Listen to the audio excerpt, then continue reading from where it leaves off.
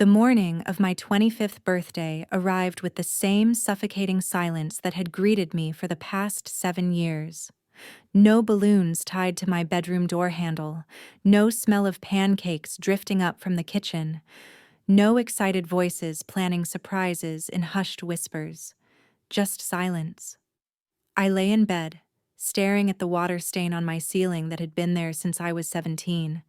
Another thing my parents never bothered to fix in my room, unlike the pristine palace they'd created for my younger brother Marcus just down the hall.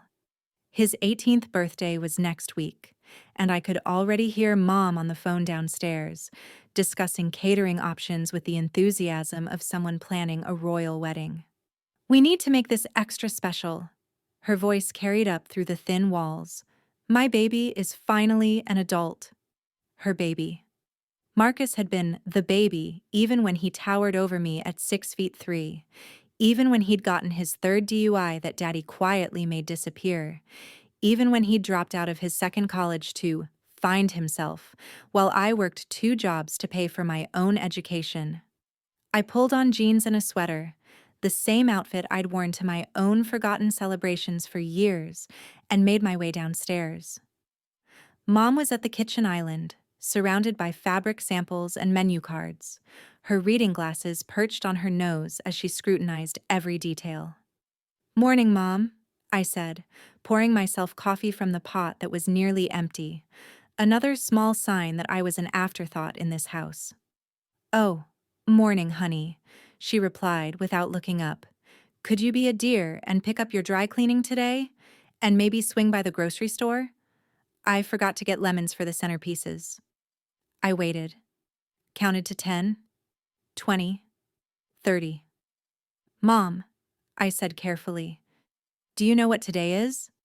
She glanced up briefly, her eyes already sliding back to the color swatches.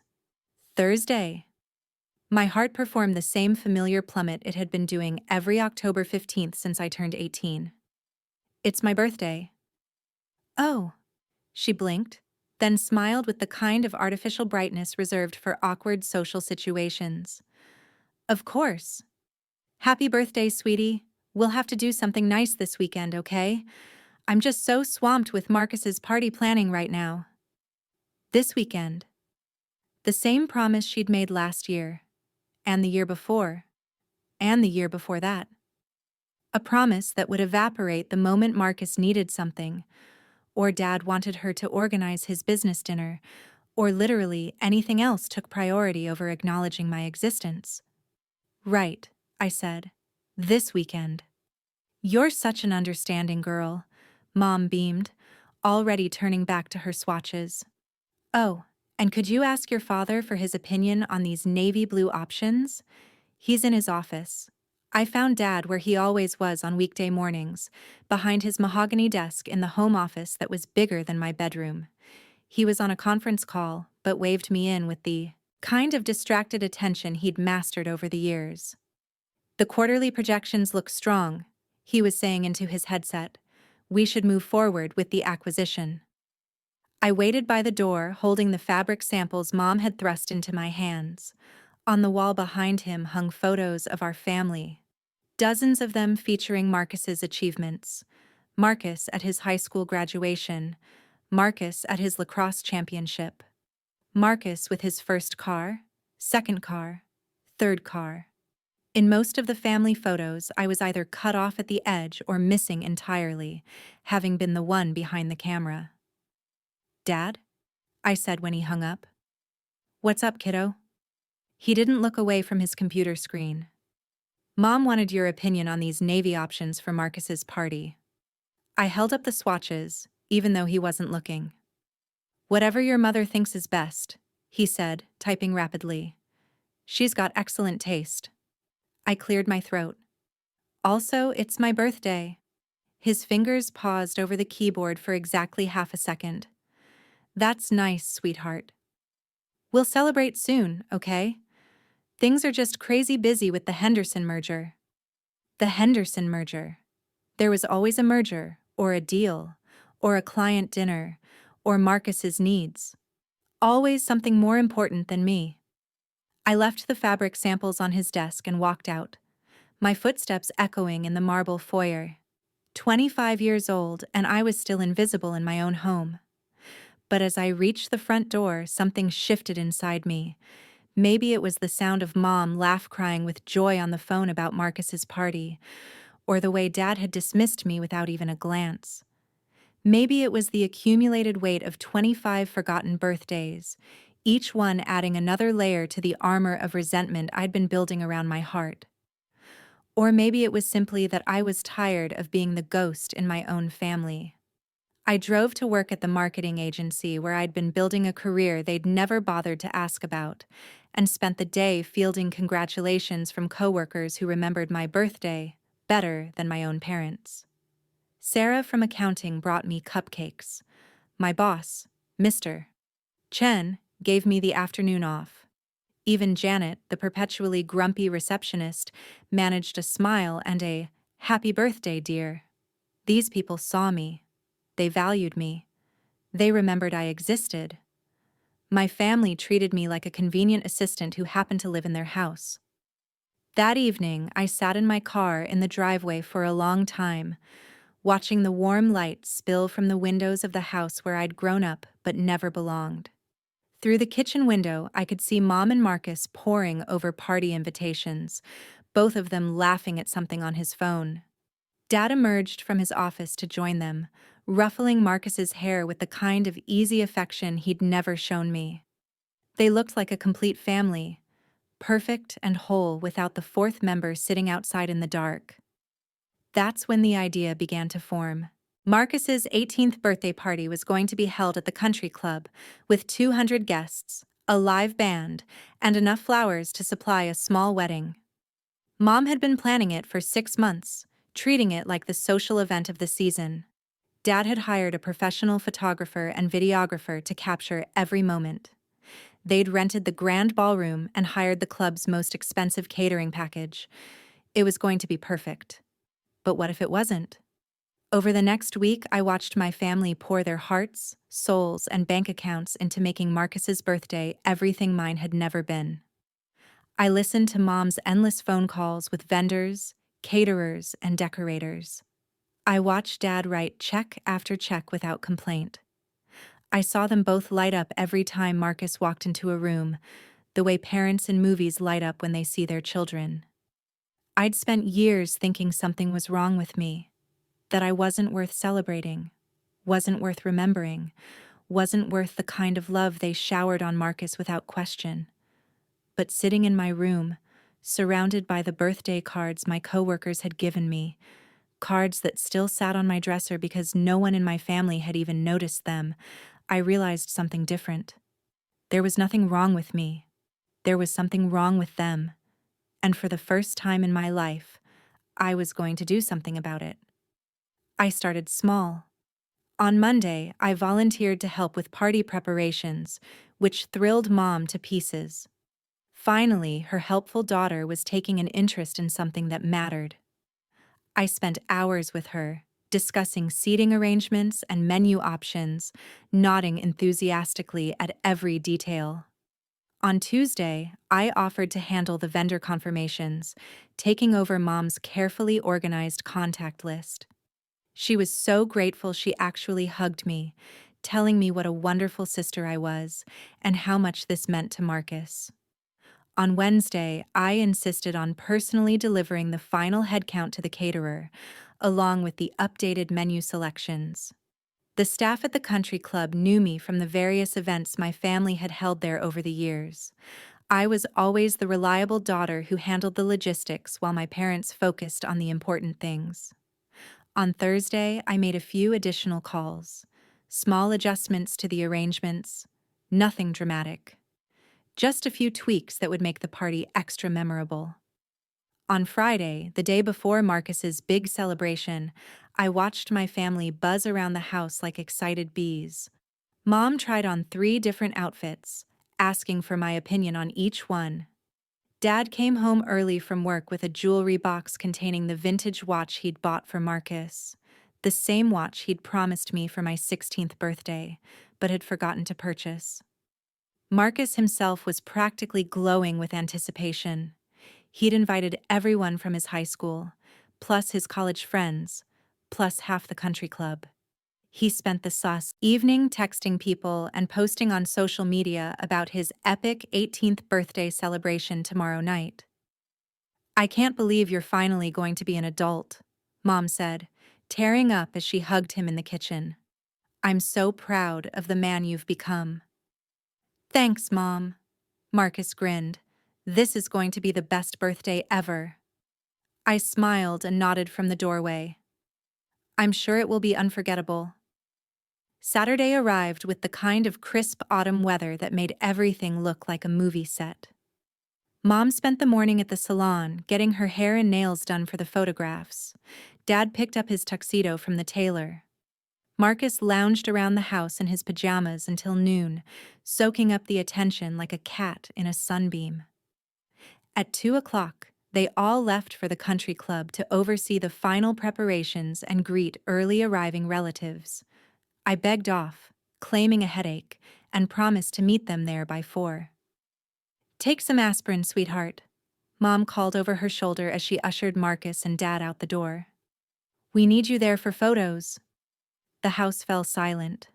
For the first time in weeks, I was alone with my thoughts and my plans. I took a long shower, put on my best dress, the black one I'd bought for my college graduation that no one had bothered to attend, and did my makeup with more care than I'd taken in months. If this was going to be a performance, I wanted to look the part.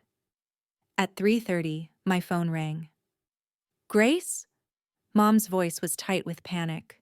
"Where are you?" "We have a problem." "What kind of problem?" I asked, examining my manicure. "The caterer says there's been some mix-up with the menu. Instead of the surf and turf we ordered, they've prepared some kind of vegan quinoa situation. And the flowers, oh God, the flowers, they're all wrong. Instead of the elegant white roses, someone ordered funeral arrangements. The band hasn't shown up, and the photographer says he has us down for next weekend." I made sympathetic noises. "Oh no, that sounds terrible." "How did that happen?" "I don't know. Everything was confirmed. I have the emails. But somehow—" Her voice broke a little. "Marcus is devastated. All his friends are going to be here in an hour, and we have quinoa salad and funeral flowers." "I'll be right there," I said. "Maybe we can figure something out." The country club's grand ballroom looked like exactly what it was, a disaster wrapped in black funeral ribbons. The elegant white linens had been replaced with black ones. The beautiful floral centerpieces were full of lilies and chrysanthemums. Flowers for mourning, not celebration. The catering staff looked confused and apologetic as they set up chafing dishes full of what appeared to be health food. Marcus stood in the middle of it all like a lost child, his perfect birthday outfit looking ridiculous against the backdrop of what resembled a wake more than a party. "This is all wrong," he kept saying. "This isn't what we planned. This isn't what I wanted." Mom was on her phone, frantically trying to reach vendors who seemed to have mysteriously become unavailable. Dad was arguing with the club's event coordinator, who kept insisting that all the arrangements had been confirmed according to the written requests they'd received. "Grace!" Mom spotted me in the doorway. "Thank God you're here. Can you try calling the florist? Maybe you can reach them, and see if the bakery can do something about a replacement cake. The one they delivered is—" She gestured helplessly at the black fondant monstrosity on the dessert table, complete with "Rest in Peace" written in silver script. I spent the next hour making phone calls, speaking to vendors who all had the same story. They'd received written confirmation of the changes earlier in the week, signed authorizations for the modifications, and specific instructions that this was what the family wanted for their celebration of life theme. "I'm sorry," I told my family, hanging up from my final call. "Everyone says the orders were confirmed in writing. They can't make changes this last minute." By the time the guests started arriving, the family had managed to remove the most obviously funeral-related decorations, but the damage was done. The party felt wrong from the moment people walked in. The vegan quinoa salad was met with confused stares from a crowd expecting steak and lobster. The DJ, who finally showed up, a last-minute replacement Dad found through a friend, specialized in funeral services and seemed to only know hymns and elevator music. Marcus tried to salvage the evening, but I could see the humiliation building in his eyes as his friends whispered and took photos that would definitely end up on social media with less than flattering captions. "This is so weird," I heard one of his college friends say. "Why is everything so depressing?" "Maybe it's some kind of theme party," another suggested. "Like gothic chic?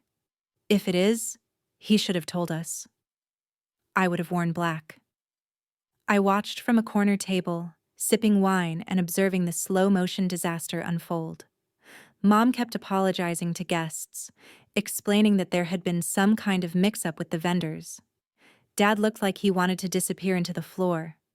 Marcus moved through the crowd with increasingly desperate cheerfulness, trying to pretend that everything was fine while his perfect 18th birthday crumbled around him.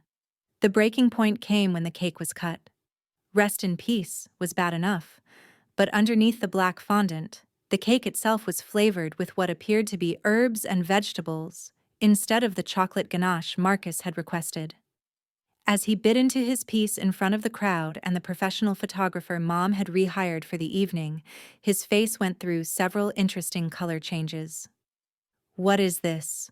he whispered, loud enough for the microphone to pick up.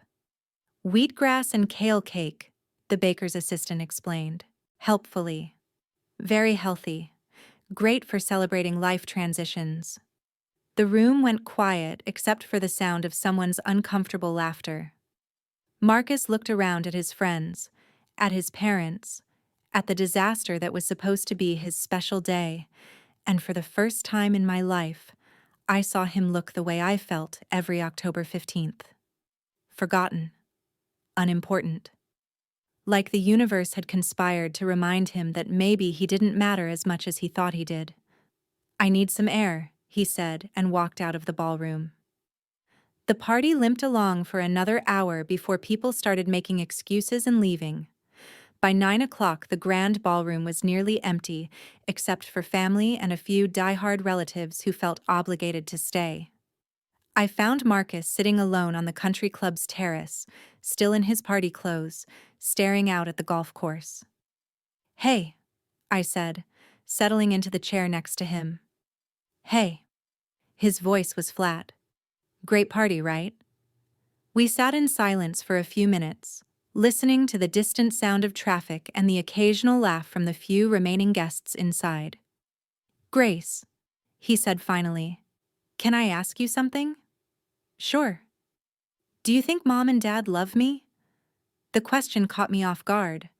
For all his faults, for all the favoritism and attention he'd received, Marcus had never seemed to doubt his place in our parents' affections. "Of course they do," I said automatically. "Why would you ask that?" He was quiet for a long moment. If they loved me, wouldn't they have noticed when everything went wrong? Wouldn't they have had backup plans? Wouldn't they have cared enough to make sure tonight was perfect? I stared at him. "Marcus, they spent 6 months planning this party. They hired the best caterers, the nicest venue, bought you a vintage watch." "They hired other people to care about the details," he interrupted. "They wrote checks and made phone calls, but they didn't actually pay attention. If they had, they would have noticed when everything changed. They would have caught the problems before tonight." He turned to look at me, and I saw something in his eyes I'd never seen before. Doubt. "I keep thinking about your birthdays," he said quietly. My heart stopped. "What about them?" "They forget every year, don't they? Mom and Dad. They just forget?" I couldn't speak. "And I never said anything," he continued. "I never reminded them or made them remember, or even acknowledged it myself. I just let them forget about you while they obsessed over me." The words hung in the air between us like a confession. "I always told myself it wasn't my fault," Marcus said. "That you understood. that you didn't mind, that birthdays weren't that important anyway. But sitting here tonight, feeling like everyone forgot about me. God, Grace, is this how you feel every year? I found my voice. Yes. I'm so sorry. 2 words. 25 years of invisible birthdays, and he was sorry. I should have said something. He went on. I should have made them remember. I should have at least wished you happy birthday myself. Why didn't you? He was quiet for a long time. Because it was easier not to.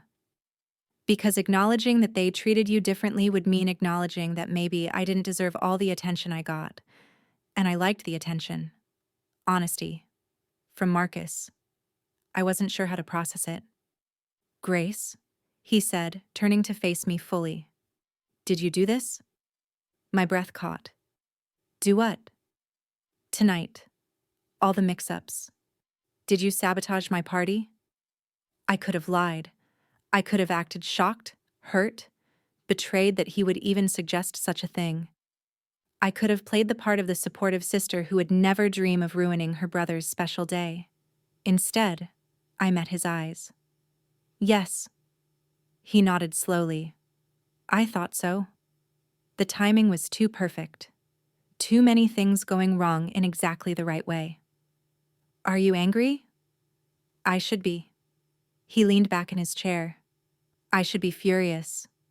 But mostly I just feel tired and guilty. Guilty? For letting it get to this point. For being so selfish that my own sister felt like she had to sabotage my birthday party just to make me understand how she feels. We sat in silence again, the weight of years of unspoken resentment and neglect settling between us. What happens now? Marcus asked finally. I thought about it. The revenge I'd planned had worked exactly as intended. Marcus's perfect birthday was ruined. My parents were humiliated. The golden child had been knocked off his pedestal, if only for one night. But looking at my brother, really looking at him, I realized that the satisfaction I'd expected to feel was hollow. Hurting him hadn't healed the hurt inside me. Making him feel forgotten hadn't made me feel remembered. I don't know, I admitted. I want to fix this, he said. Not the party, that's done. But us, our family. I want to fix it. I don't know if it can be fixed. Maybe not completely, but maybe we can start somewhere. He stood up, brushing off his pants. Will you help me? Help you what? Talk to Mom and Dad. Make them understand. Make them see what they've been doing to you all these years. I stared at him. You want to confront them? I want to tell them the truth. That they have 2 children, not 1. That you matter just as much as I do. That if they want to keep being a family, things have to change. It was the last thing I'd expected to come out of this evening. They won't listen, I said. They'll make excuses, or promise to do better next time, or find some way to make it about you instead of me. Then we keep pushing until they do listen. And if they won't, he took a deep breath. Then at least we'll know where we stand. I looked at my brother, really looked at him, and for the first time in our lives, I saw not the golden child who had everything handed to him, but a young man who was finally beginning to understand the cost of his privileged position. Okay, I said, but we do this together. Together, he agreed. We walked back into the ballroom where Mom and Dad were settling the final bills with the country club staff. Both of them looked exhausted and embarrassed, the kind of social mortification that would probably haunt them for months. Marcus, Grace. Mom brightened when she saw us. I'm so sorry about tonight, honey. We'll make it up to you, I promise. Maybe a do-over next weekend with a smaller group. Mom, Marcus interrupted. We need to talk. All of us. Something in his tone made both parents stop what they were doing. Can it wait until we get home? Dad asked. It's been a long night. No, Marcus said firmly. It can't wait. And it can't wait until next weekend, or next month, or next year. We settled into a quiet corner of the ballroom, the four of us sitting around a small table still decorated with the funeral flowers I'd arranged to replace the white roses. "I need you both to listen," Marcus began, "and really hear what I'm about to say." For the next hour, my brother, who had never challenged our parents about anything in his life, laid out the truth with surgical precision. He talked about forgotten birthdays and lavish parties. He talked about the photos on Dad's office wall and the attention that always flowed in one direction.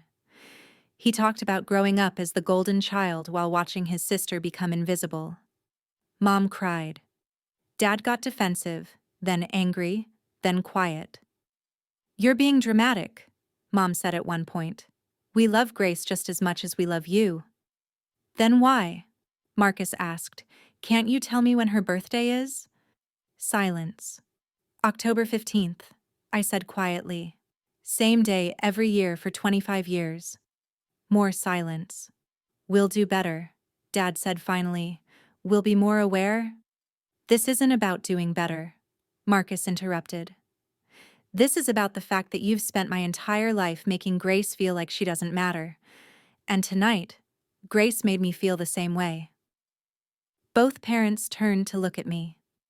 "You did this?" Mom's voice was barely a whisper. "You ruined Marcus's party?" "Yes," I said. "But why? How could you be so cruel to your own brother?" And there it was. Even now, even after everything Marcus had just explained, their first instinct was to protect him and blame me. "Because," I said, standing up from the table, "for one night, I wanted you to know what it felt like to watch something important to you turn into a disaster. I wanted Marcus to feel forgotten and unimportant. I wanted you both to experience the disappointment of expectations that don't matter to anyone else." "But revenge isn't the answer," Dad started. "Neither is pretending I don't exist," I shot back. "But you've been doing that for years, so I figured I'd try your approach." The table fell quiet again. Marcus reached over and took my hand. "She's right. And I'm not going to let you blame her for reacting to 25 years of neglect." Mom looked between us, her perfectly styled hair now messy from the evening's stress, her makeup smeared from crying. "I don't know how to fix this," she said finally. "Start by seeing me," I said. "Not as Marcus's sister or as your helpful daughter who runs errands and handles logistics, but as Grace. As a person with her own life and feelings and needs. And stop making me the center of the universe," Marcus added. "I'm 18 now. I don't need you to manage every aspect of my life or celebrate every minor achievement like it's a national holiday." We talked until nearly midnight in that empty ballroom, surrounded by the wreckage of Marcus's party and the accumulated damage of years of family dysfunction. There were more tears, more defensive arguments, more difficult truths that no one wanted to hear. But there were also promises. Real ones this time, not the empty reassurances that had been offered and forgotten before. Mom promised to put my birthday in her calendar with the same importance she gave to Marcus's events. Dad promised to take an active interest in my career and achievements. Marcus promised to speak up when he saw them slipping back into old patterns. And I promised to give them the chance to prove that they could change. It wasn't a fairy tale ending. Damaged relationships don't heal overnight. And ingrained patterns of favoritism don't disappear with a single conversation. But it was a beginning. 6 months later, on my 26th birthday, I woke up to the sound of voices downstairs and the smell of pancakes. Real pancakes, made from scratch, with the kind of care that can't be delegated or outsourced. The dining room table was set with the good china, and there were flowers, not funeral arrangements, but a beautiful bouquet of my favorite peonies. Mom had taken the day off work. Dad had cleared his calendar. Marcus had driven home from college specifically for the occasion. It wasn't a lavish party with 200 guests. There was no live band or professional photographer.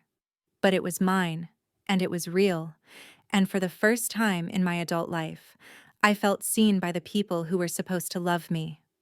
"Happy birthday, Grace," Mom said, hugging me tight. "I'm sorry it took us so long to get this right." I hugged her back, and for the first time in years, it didn't feel like I was embracing a stranger. Marcus had been right that night on the country club terrace. Revenge wasn't the answer, but sometimes it was the catalyst that forced people to find the real answers they'd been avoiding. Sometimes you have to break something before you can rebuild it properly. And sometimes the best gift you can give someone isn't a party or a present, but the simple acknowledgement that they matter enough to remember.